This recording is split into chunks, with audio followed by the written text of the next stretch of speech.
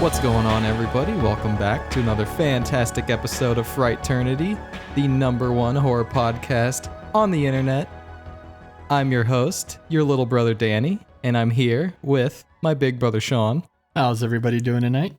And we're going to be talking about another great movie tonight. So last week, we kind of made our first delve into the 90s with a really special movie called Ravenous.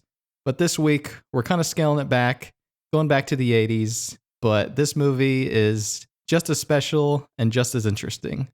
So, Sean, do you want to tell the crowd what we're going to be talking about tonight? Yeah, sure. We are going back to the 80s, but like Ravenous, we're sticking with cannibalism, only this time we're covering some Italian gore from the sleaze master himself, Joe D'Amato, and we're doing the notorious gut-munching, fetus feasting, UK video nasty titled Anthropophagus, the Grim Reaper. I'm a big fan of this film, but I don't think I've ever brought it up to you. So had you ever even heard of this movie?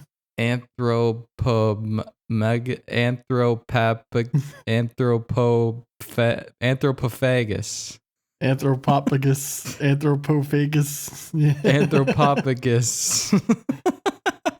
Hard title. No, but no, I've never heard of it. It's quite an interesting film. I can't say I had any hype going into it, but after watching it and taking my notes, I think it'll be a fun film to discuss. Cool, man. Well, I think I said before in episode 2 when we covered Pieces that I wasn't the biggest fan of the Giallo film, and I'm going to take it a bit further tonight and just admit that I've never been the biggest fan of Italian films or Euro horror in general. Italians just have this incredible ability to make a 90-minute feature feel like 4 hours, and it really wears on me. Yeah, I would agree. But for some reason, this just kind of, I don't think I've ever seen like any Italian films, not even like the greats. And I wanted to ask you a question, like, what do you think it is about horror that is so attractive to Italian filmmakers? And then I was going to ask, like, what do you like about Italian horror, if anything? Man, that's a tough question, and probably more deservedly directed towards someone with a higher pay grade than myself, because I'm not getting paid at all. It's hard for me to say, because like I said, I do have a love-hate relationship with Italian horror or European horror. I think at a certain point they were riffing off of the success of the 80s horror boom, only they were able to get away with a little bit more nudity and more gore. And I think that's what attracted me, especially when I was younger. And, you know, it's tough because sometimes the dubbing isn't all that great. Sometimes the plot is a little incomprehensible. But all in all, you can still have a good time with Italian horror. Yeah, no, I had a good time watching this film, and I can totally see that these films are allowed to be a bit edgier than their American counterparts sometimes. And there are quite a lot of scenes in this film, one in particular, where it's like, that would never fly with an American audience. Maybe nowadays, but back then it's like kind of crazy. I'm sure we'll talk about it. Yeah, I think there is something to be appreciated here about Italian filmmaking and Italian horror. I don't know, I just kind of found myself mesmerized with the subject, and more so that than maybe the movie itself. But overall, I do like this movie. Well, I think I should say, like, when I was younger and I would rent horror movies, Euro horror back then was not advertised as such. In America, they were just marketed as horror films and usually censored or edited in some way. And I remember my first encounter was a really bad one. It was a film I now know is called Hell of the Living Dead, but I rented it under the title Night of the Zombies. And this was when I was 11 or 12. And like I said, if you're looking at the box, you really have no idea. And then when you watch it, you know something's off, you know? It wasn't until I was able to rent like some Fulci movies like Zombie or City of the Living Dead, which I first encountered under the title The Gates of Hell, that my opinion of Italian films and Euro horror started to turn more favorably. And the horror selection at the Blockbuster when we moved to Louisiana was pretty small, but they had a bunch of Italian horror films. And one of the films that caught my eye was a film called The Grim Reaper. And that is the censored US version of Anthropophagus. And despite the fact that they removed the two scenes that deliver the goods, I still really liked this movie. And it's not like I was aware of the cuts back then. So if you're not aware of something, you don't miss it. And the film still worked for me. And I actually rented it numerous times. I liked it so much. And eventually that Blockbuster sold it. And I bought that copy and I added it into the mom and pop VHS horror collection. I didn't get to see the uncensored version or even become aware of it until Media Blasters released Anthropophagus under their Shriek Show label. And this version came with the awesome gut munching cover, and it was completely uncensored. It had a wealth of supplements, and definitely was one of those end-all be-all DVDs that I talk about. And I even found this at Best Buy, which I was shocked seeing Klaus on a DVD cover in Best Buy. I was like, holy shit, that's the Grim Reaper. You know? And of course, it eventually did get released on Blu-ray by Severin Films, and I had to have that too. And it's funny because my horror collection right now is in storage. So in order for us to do this episode, I actually bought this digitally. It was $4.99 on Amazon, and I went ahead and picked it up so that me and you could watch it ad-free, uninterrupted. Cool. Well, you own this film on basically all forms of media at this point. Yep, I sure do. And I'll just say that outside of Fulci films or Argento films, I would say this is the film that really opened the floodgates in relation to Euro horror for me. So yeah, I'm looking forward to getting into it with you. Yeah, well, I feel kind of the same way. Like I said, I don't think I've really seen an Italian film before, maybe one or two, but they're escaping my memory. But now I'm like kind of interested in their history and the background of it and want to get into more. So yeah, I'm really happy we watched this movie, and I'm happy that we're going to talk about it. Cool. You ready to get into it then? Yeah, but before we get into that, you can follow us on Twitter. Our @ is @Frighternity. That's @Frighternity. We have an email account. You can email us at frighternity@gmail.com. That's frighternity@gmail.com. And we have a YouTube channel, and we're uploading previous episodes of the show on our YouTube with a visual treat added to them. So you can check that out. If you go to YouTube, type Frighternity in the search bar, our channel will come up. You can subscribe to us. You can give us a like, leave a comment, all that good stuff. And if you like the show, be sure to rate us on whichever podcast platform you're listening to us right now. We'd really appreciate it. Yeah, help us spread Frighternity.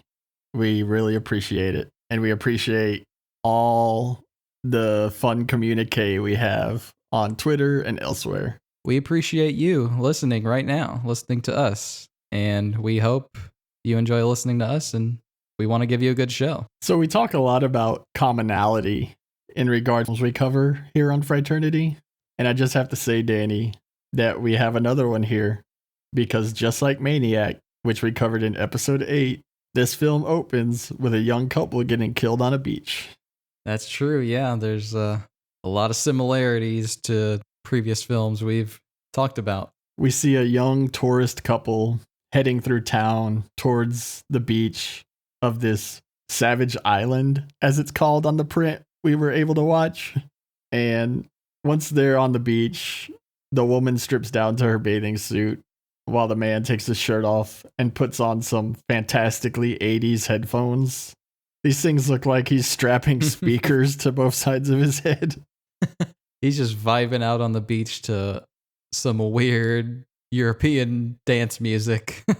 That's all I can say. Yeah, definitely some weird music. The whole film has some weird music. But the girl swims out to a small boat that's adrift, and she's suddenly startled by what she sees, but we don't know what she sees.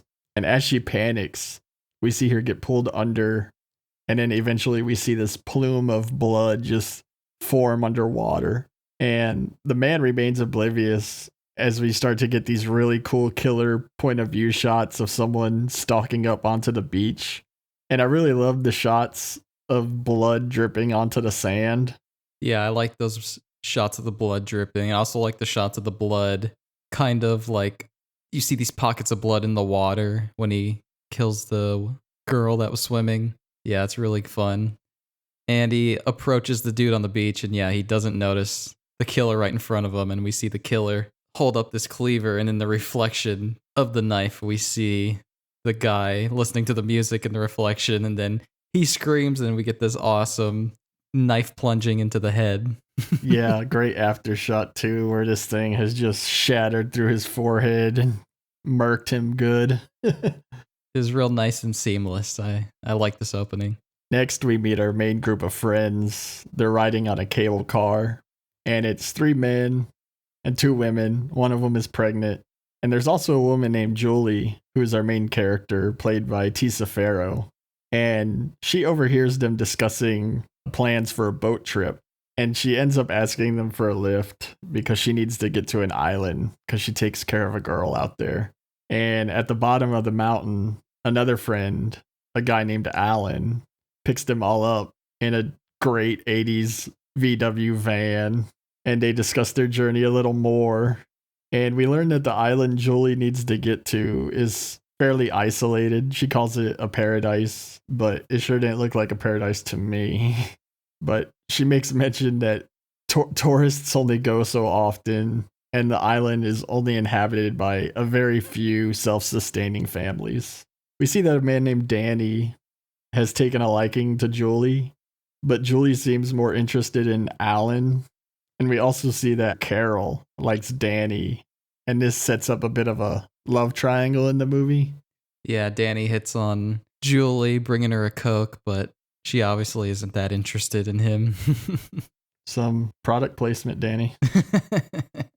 Carol is also into tarot cards, and while her, Julie, and Maggie, the pregnant woman, are sitting at a table, Carol offers to give Maggie a reading, and the cards end up giving an ominous warning. Maggie asks to see her future, and Carol explains that the cards gave no answer, and after Maggie leaves and Julie questions what that means, she explains that if you ask about the future and you don't get an answer, it's because there is no future. I like the next day, Alan and Julie are talking at the helm, and Alan asks Julie if her and Carol had words because Carol is freaking out about the tarot cards, saying they shouldn't have picked her up and they shouldn't set foot on this island. And we get this great shot of Carol looking through her tarot cards, and she comes across the death card and then just starts tossing her tarot cards into the ocean.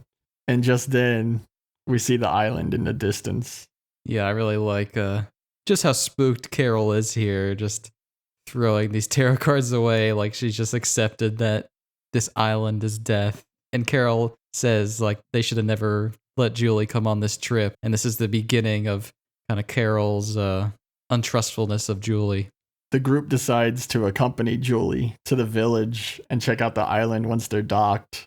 And while exiting the boat, Maggie ends up spraining her ankle, and so she stays behind with the boat operator. I like Alan. He's like, just ice it. We'll see you later. He's so quick to just pawn Maggie off when she can't come on the trip. Right. She's like, bye, Julie. I think it was the dubbing. It was just, he's just like, bye, Julie. You should ice it. See ya. Yeah, some of the dubbing is really funny. Yeah, as the group walks to the village, we see someone watching the boat operator and Maggie and the group from a distance. And Maggie soaks her ankle in a bucket of water, and we see the group get to the town and they find it's abandoned. And Julie and Alan find a smashed telegraph machine, while Danny and Carol spot a mystery woman standing in a window.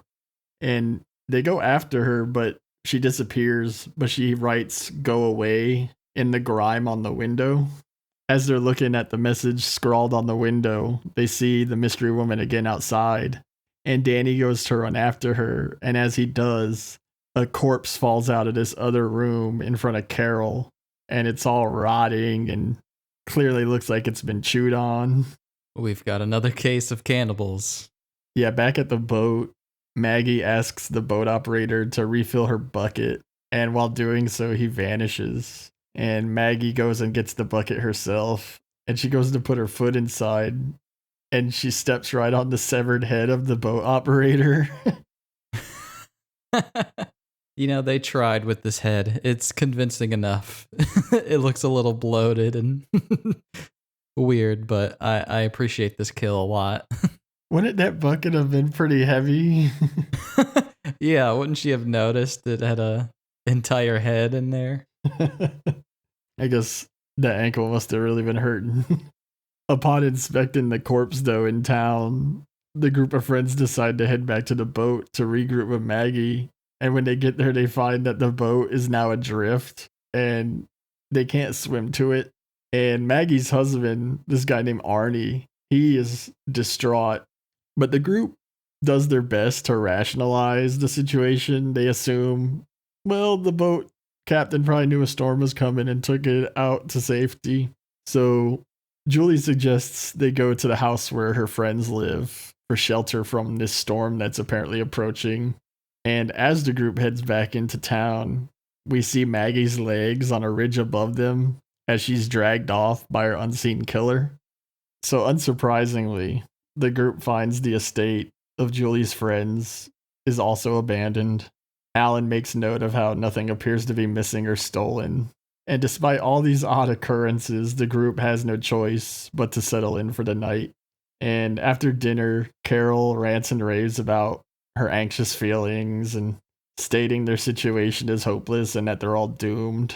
Yeah, she says this place is death and that they should have never let Julie come with them and that that there's a great evil here. She goes on this weird monologue. Alan's like, shut up, Carol. Yeah, that's funny. Later that night, Julie is awakened by a sound, and Danny is also awakened by it. And we get this good false scare where Danny walks up behind Julie with a cleaver. Like, why was he aiming this cleaver at her back? But then he comes around the corner, all smiles, like, hey, Julie, I'll come with you. Yeah, they both end up tracking this noise to the basement. And inside the basement, they are startled by a kitten jumping on the piano. And they're laughing off this scare when this young woman suddenly bursts out of a barrel wielding a large knife. And she's thrusting it frantically and ends up stabbing Danny in the shoulder. And this person that emerged from this barrel is just swinging wildly. And she's like covered in wine, I assume.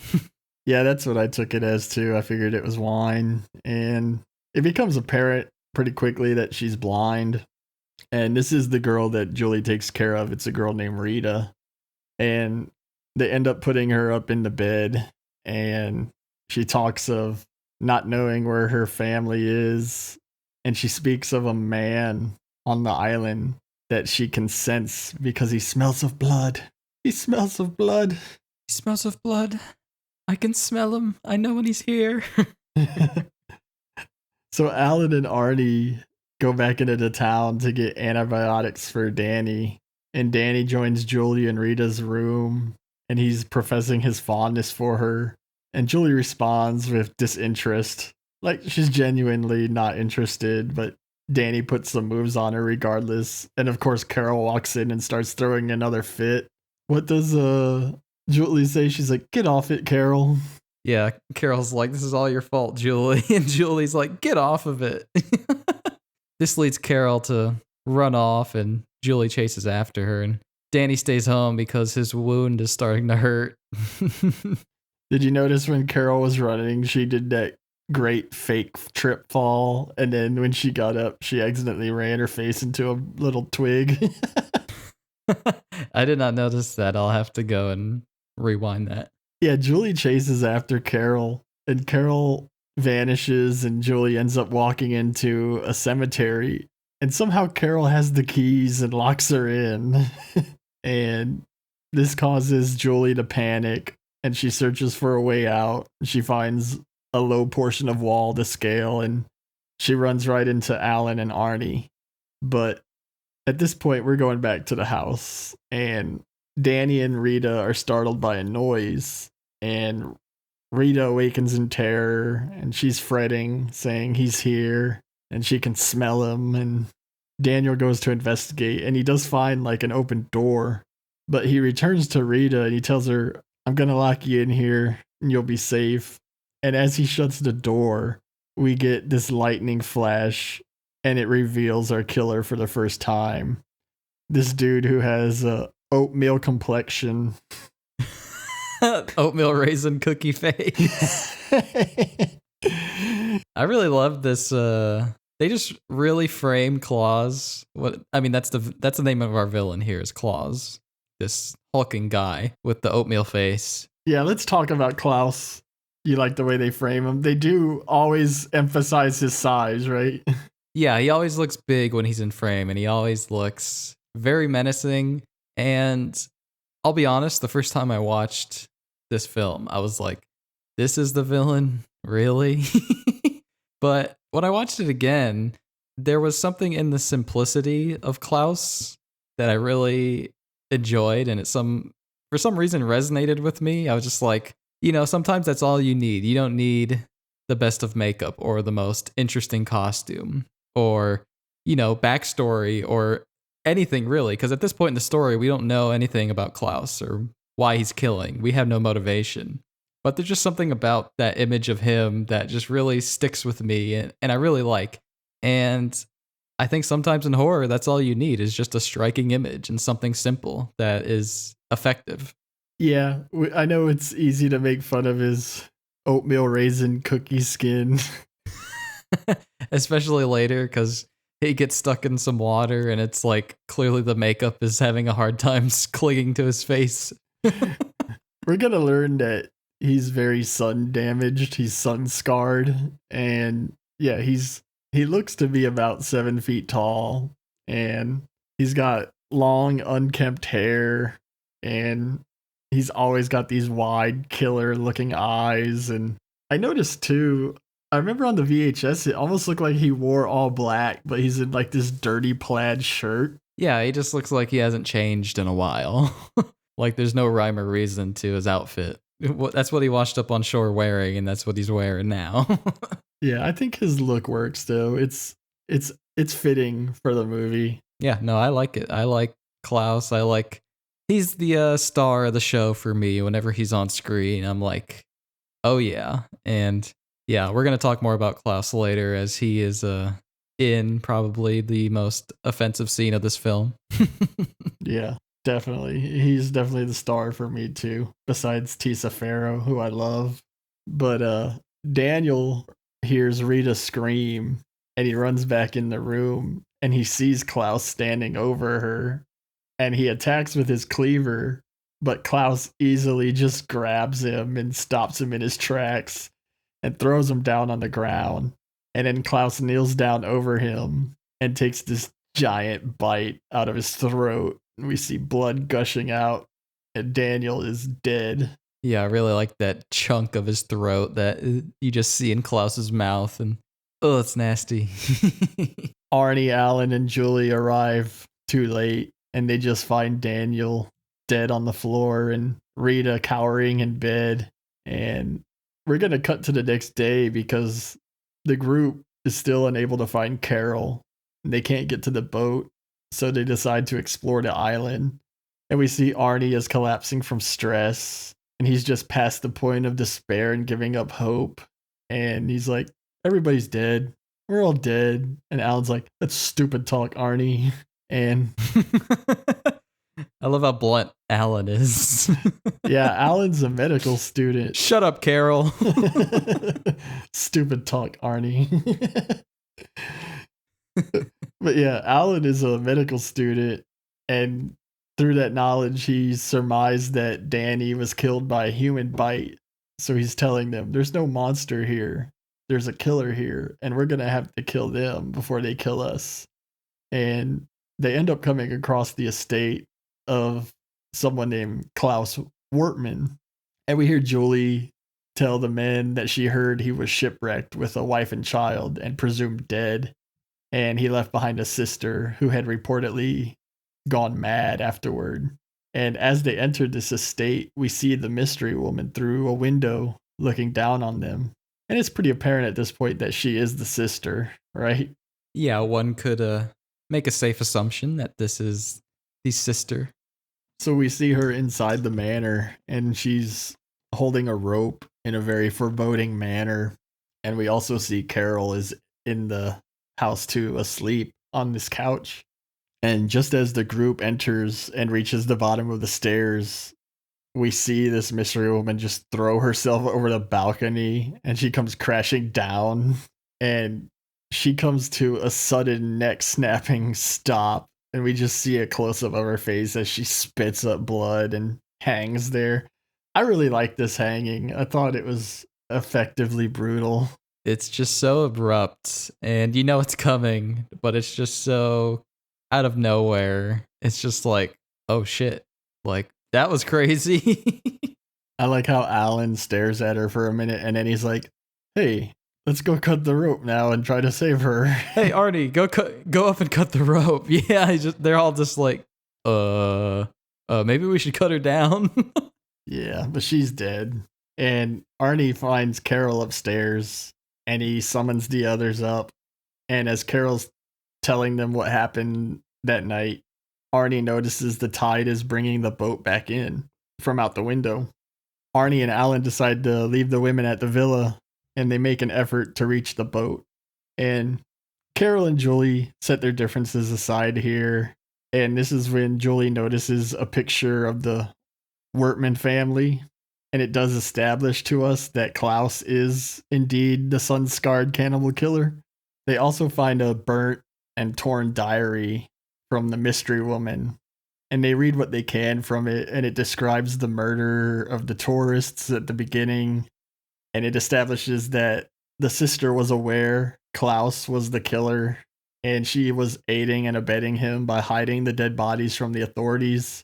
And the diary mentions that there's a hidden entrance to Klaus's room, and Julie decides to start searching for the hidden entrance. Outside, we see Arnie and Alan split up in the attempt to get to the boat, and while on his own, Arnie comes across a shoe belonging to Maggie, and he tracks the path to this old castle-like structure, and he's going to work his way down into these corpse-riddled catacombs below. What did you think of these catacombs? This set is awesome. My only complaint is the very obvious bats on a string that keep flying past Arnie's face. Yeah, there's some real disgusting rats, but the bats are very fake. Hey, I thought those rats were cute. I mean, I'm a fan of rats, so I know I'm weird. But yeah, I really like this set, and I like just the sheer amount of like corpses and bones just in this place. It's like, dude, Klaus, he must have a very hefty appetite to eat all these people. And I like that some are just down to the bone, and then some are like, you know, half eaten, and then there's one that's getting eaten by the rats. Yeah, I really enjoy it. At one point, Arnie has this torch, you know, he's using it to light his way through the cavern, and it looks like the flame got like too big, and it like almost like singes his eyebrows off. Yeah, I agree. This set is awesome. And yeah, there's skeletal remains everywhere. And that is cool how the deeper he gets, we start seeing fresher corpses. And as he walks past some of the fresh corpses, a hand reaches up and grabs him, and he turns, and it's Maggie. And they're reunited, and he starts to help her get out of the catacombs. But we go back to the estate at this point, and Julie ends up finding the hidden door, and she smashes a mirror and moves a dresser, and that's where the hidden door is. And inside that room, she finds even more maggot-infested corpses all wrapped in cloth and sitting on the furniture. I like to think that Klaus's room got so full of corpses, he just had to move to this abandoned castle. She finds a picture of Klaus on his boat in this room too. And that's when we cut back to Arnie and Maggie, and we now see that Klaus is pursuing them. And I really like the shots of him walking down the catacombs, and it's clearly cold in there because you can see the smoke from his breath. And we get some great dubbing of Arnie pleading, like, "My wife is pregnant. Leave us alone. Can't you just stop? She's expecting a baby. Don't you understand?" But Klaus does understand, because this is one of those rare moments where we actually get a triggered memory of our killer. Yeah, I really like you can see in Klaus's eyes that something that Arnie said resonated with him, and he kind of looks back and the camera zooms in on his face, and it's really well done. So we see that Klaus, his wife, and their son were adrift in a life raft, and the overbearing sun is just beaming down on them. And we can already see the damage the sun is inflicting, especially on the wife's face. And the son is actually already dead, and she's cradling him. And then, I don't know if you noticed, but as Klaus starts to look at the boy and get hungry, he's actually wearing corduroy pants. And if I were wearing corduroys in the hot sun like that, I'd eat my son too. Not a fan of corduroys, huh? Well, they're hot as hell. So true. I'd have stripped those things off by then. Yeah, I'd be in undies within the hour. So Klaus is approaching his wife and son, and his wife, Marta, she could tell what his actions are, and she tells him to back off.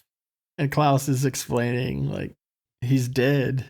We need his meat to survive. We'll survive through him. And Marta is unwilling to hear this, and it causes a little scuffle. And Marta basically impales herself on Klaus's knife. And as she's bleeding out, she's like telling Klaus, "Here, eat me, just eat me." We get a great dub scream from Klaus.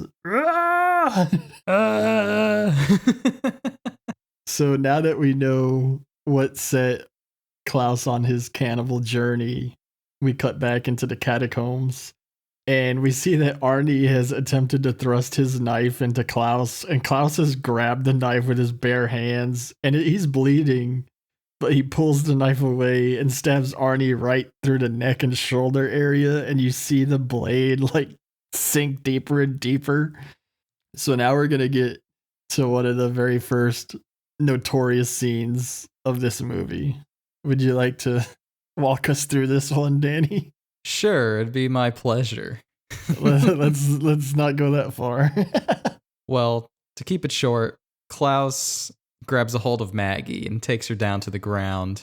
And Klaus is on top of Maggie, and he starts to work his hands down her body. And he gets to Maggie's groin area, and he sticks his hand up inside Maggie, and he pulls out the unborn child of Arnie and Maggie, and he begins to feast on it. Umbilical cord still intact.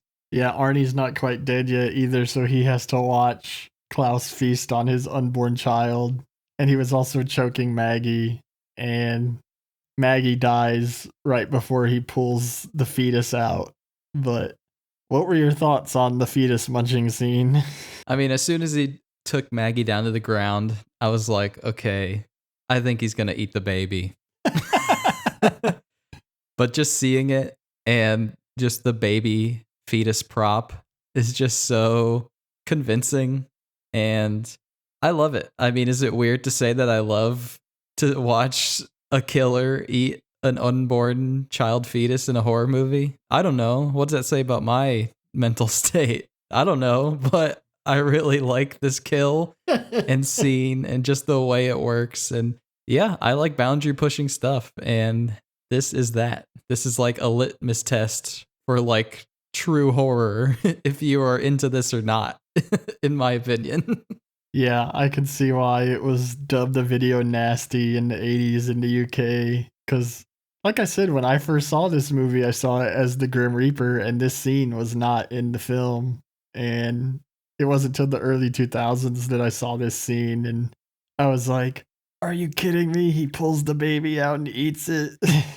So in the edited version, where does it cut? Like after his flashback? I think we see him choking Maggie out, and then it just abruptly cuts away.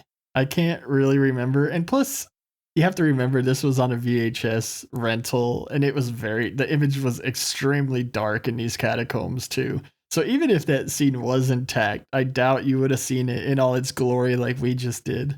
But yeah, I'm for it too. I mean, I don't find it that shocking, almost because it's so preposterous. Like, I'm like, really, you were going there, but it's still effective and it works. It's I applaud it. I applaud Joe D'Amato for being a sick bastard.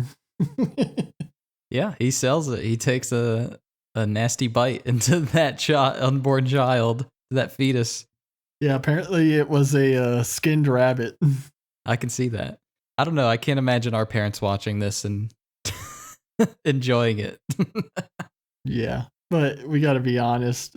There are films today that go way beyond the pale of even this now. Yeah, well, I saw on the recommended for this film, it was like a Serbian film, and I've heard about that and how that really goes to extremes. I don't know if you've heard of it. I've seen a Serbian film, and we'll save that for another day. So I was like half expecting some weird stuff to happen in this film, and I was down for it for sure. Cool. So after that, we go back to the estate, and Carol's watching for the men outside a window, and she tells Rita to just sit down and wait. And she goes looking for Julie. And as she calls out to Julie, Julie responds, and Carol follows her voice to the hidden room. And as Carol enters, though, Julie turns and notices blood dripping on the floor. And we suddenly see that Carol has had her throat slit. This really came out of nowhere, right?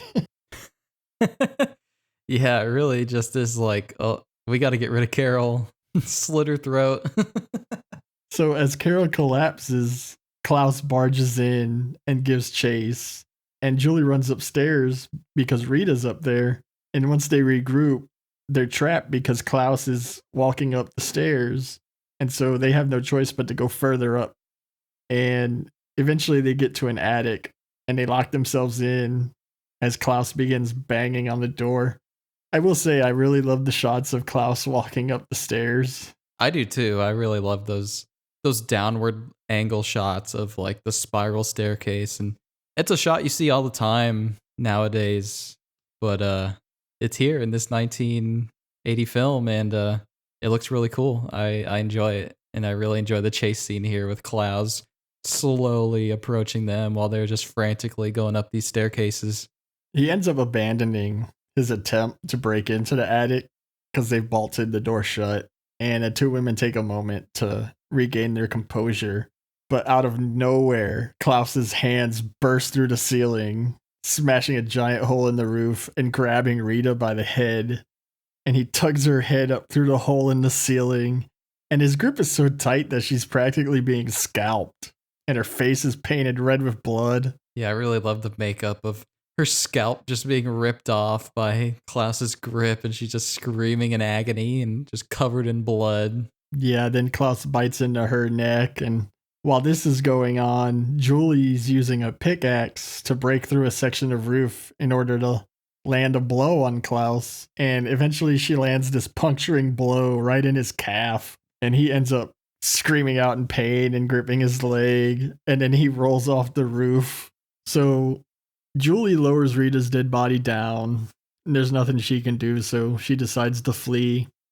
And we end up outside in the back area of the estate. And Julie's looking around for Klaus because she knows he fell off the roof. And she still has the pickaxe. And she comes across this large well.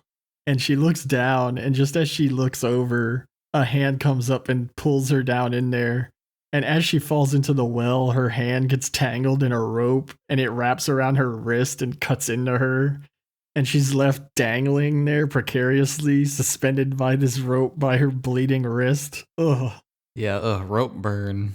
The worst you can imagine. Yeah, I really like this set piece of the well here for our finale. Yeah, it's awesome. We see Klaus emerge from this dark, murky water at the bottom, and he looks super creepy. I thought it was really effective the way he pops out of the water here. So there's rungs up the one side of the well, and Julie is fighting to get her footing on one of the rungs, and Klaus is climbing up to get her. And as she's managing to get out of the well, Klaus grabs the rope that's still wrapped around her wrist, and he gets out of the well too, and he's pulling Julie towards him. And all of a sudden, Alan appears out of nowhere and swings the pickaxe right into Klaus's stomach. And we're going to get the second notorious scene of this film. Klaus's intestines start spilling out into his hands. And as he falls to his knees, holding his own guts, he looks up at Alan and Julie and he lifts his intestines to his face and he starts to eat. And I guess that's one way to evacuate your bowels. So what did you think of this gut munching sequence here? I love it. It's shocking. It's got this, it's just provocative. It's just awesome. Like it's the cover of the film, you know, it's this one shot here that kind of encapsulates the whole movie. And it's awesome. It's one of those villain deaths where it makes you feel like he didn't even win. Like Klaus gets the last laugh, just like, I'm gonna gnaw on myself and just die here. Like, no dignity, give you no satisfaction. Yeah, he does die, and he leaves Julie and Alan alone, looking at one another in shock. And that indeed is the end of our movie. Yeah, that's Anthropophagus. Anthropophagus. I've always called it Anthropophagus, but I looked it up and it's Anthropophagus. Anthropophagus. I'll get it. I'll get it one of these days. One of these days. So Danny, did you like this movie? Yeah, like I said, I enjoy this movie. It got me interested in like Italian filmmaking and Italian horror films, and that's why I wanted to ask you those questions like, you know, what do you think? Or Italian filmmakers are so interested in horror, and like, what do you like about it? Because I don't know, I can't really put my finger on it yet. I don't think I've seen enough films to like really say what I like about it, but it just feels very weird and esoteric, and like this whole film just has, it's a really interesting setting, you know, it's an interesting story. It doesn't really copy anything before it except having, you know, like a killer, but and a group of people together. But outside of all that, I think it's very unique, and I think the presentation is totally there. I like the music. I think it's filmed really well, and yeah, I want to watch more Italian horror. Well, I've spent a lot of time talking about my love-hate relationship with Italian horror and Euro horror, but I will say the older I get, the more I come around to it, and the more I journey on this quest to consume all things horror. There is a huge subgenre of European horror that I'd be remiss not to dabble in. So I find the ones I like. There's some I don't like, but just know that we will be covering a lot more Italian horror and Euro horror on Frighternity. So if you're a hardcore fan, or if you're just dabbling in it, you have a home here, because this will not be the last time we venture into the spaghetti splatter. So Sean, did you have a favorite kill? I have to go with Rita. It's a good choice, definitely. I mentioned earlier that when I first saw this movie, it was the censored version, but this kill always stuck out to me, regardless of censorship. I think the neck bite was actually removed, and I recall a promo photo that looks like it came from an alternate take. There's a different angle, and all you see is Rita's head sticking out of the roof among the shingles as she's screaming out in terror. And that image just really sticks with me. I love like the cut between her body standing in the attic with her head stuck outside with Klaus. Yeah. Her helpless body is still in the attic with her head outside on the roof, and Klaus just taking a bite out of her neck. Yeah, it's all great stuff. I think it's very effective and frightening imagery. And you also get that great jump scare in the way he bursts through the ceiling. I remember that getting me the first time I saw it. Her face is just drenched in blood. And then that bite he takes out of her neck to just seal her fate. Brutal stuff. Definitely my favorite kill. What about you? I gotta go with Klaus. Seeing him just take out his own innards and shove them in his mouth with that crazy look on his face. It's just awesome. It's just like, it reminds you why you love horror so much. It's just one of those scenes that just sticks out to me, and I really enjoy it. I think Klaus is played wonderfully throughout the whole film whenever he's on screen, and I think this is a great and fitting ending to his character. Awesome. Well, I'll just say that in picking a favorite scene, I feel like you can't not pick one of the notorious gore sequences. And Yeah. that was my choice because this film is noted to be one of the first few splatterific Italian gore films, and it definitely has some great gore scenes. Plus, its structure is very similar to the American slasher, and maybe that's why I like it so much. But yeah, my favorite scene is the gut munching bit at the end. So I guess you could say I have two favorite kills, but I also want to back it up to the entire bit that takes place in the well, because before I saw the Grim Reaper, I was pretty obsessed with Fulci's Zombie around that time, as were a lot of horror fans my age around then. So it was really great to see Tisa Farrow in this, and when she's dangling from her bloody wrist from that rope, and you have Klaus emerging from the water and climbing up to get her, I think it delivers the best tension in the film. And then Alan comes out of nowhere and slams that pickaxe into Klaus. And again, my original copy ended there. There was no gut munching. And I still loved this finale. But with the gut munching included, it just sends it so over the top in a good way. Such a memorable moment. Great scene in horror history. Yeah, this finale is definitely filled with very well-paced tension. It's scary, and yeah, it's really effective. And you're right, you cannot pick a favorite scene that isn't one of these notorious scenes, because my favorite scene is Klaus eating the unborn child. And I mean, what more can I say? Just that sentence alone kind of speaks volumes to what kind of scene it is. And like I said, it's like a litmus test for what you can handle in horror. And I just think it's fascinating. It's just in your face. It's shocking. And I love that it kind of connects to Klaus's backstory. And I would include like, you know, the start of his backstory all the way up to him eating the baby as like one scene. I think it's all played really effectively. And we get some nice history about our main villain, and not so much of a motivation, but we do see why he is the way he is, and seeing that man that, you know, was on the brink of death having turned into this monster that is eating fetuses is just, you know, it's something that isn't captured all the time on film, and I just gotta appreciate it. I really enjoy it. Well said. And yeah, I agree. You have to pick one of the two notorious scenes. And yeah, the flashback is awesome. The way it does deliver us not a motivation, but a rationality for his insanity. It definitely works. Yeah, you don't feel necessarily bad for Klaus, but you do understand him in the end. Well, all right, man.